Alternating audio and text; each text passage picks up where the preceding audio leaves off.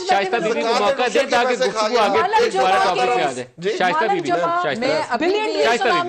کے پی کے کی بی آر ٹی, اس پہ تو بات نہیں ہوگی. میں یہی آپ کو کہنا چاہ رہی ہوں کہ کورٹس جس قسم کے ان کے نیب کے جو کیس بنائے ہوئے ہیں, ہر کیس کو دیکھ لیں اٹھا کے کورٹ کیا کہہ رہی ہے اس پہ. اور جو میں آپ کو نیت کی بات کر رہی ہوں نا ندیم ملک صاحب, نیت یہ دیکھیں کہ اسمبلی کال ہوتی ہے. آپ بات نیتی کے اوپر پھنس گئی ہیں. بالکل اس لیے کہ میں ان کو صرف نااہل اور نالائق سمجھتی تھی, لیکن سچی یہ بدنیت ہے.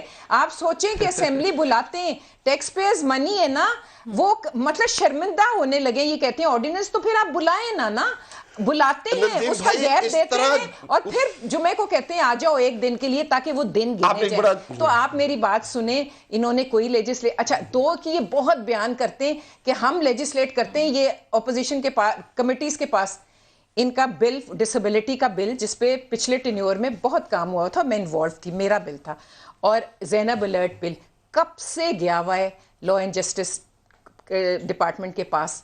کیوں نہیں وہاں سے نکلواتے, کیوں سوئے ہوئے ہیں اس پہ؟ وہ پھر آتے 3 مہینے ہو گئے, بلز آ گئے نا, کتنا ٹائم لگ, مجھے پتا ہے کمیٹی کے پاس آئے اور پھر گئے, نہیں کرواتے بیکاز مطلب ان کو پتا نہیں ہے کہ حکومتیں کیسے چلاتے ہیں. اور جو بھی اچھی قانون سازی اپوزیشن کرتی ہے سب سے پہلے کہتے ہیں اس کو کمیٹی میں بھیجیں. یہ تو ہمارا بھی ارادہ تھا, ہم بھی یہی قانون لے کر آنا چاہ رہے تھے, لہٰذا ہم لے کر آئیں گے. صرف ایٹیٹیوڈ آپ ان کا دیکھیں,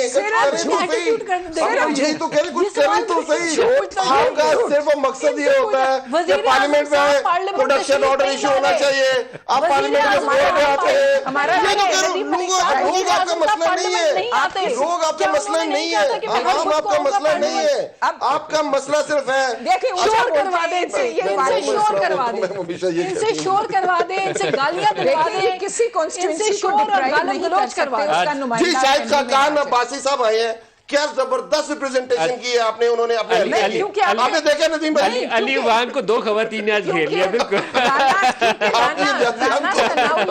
رانا ثناء اللہ کو کس طرح انہوں نے پکڑا.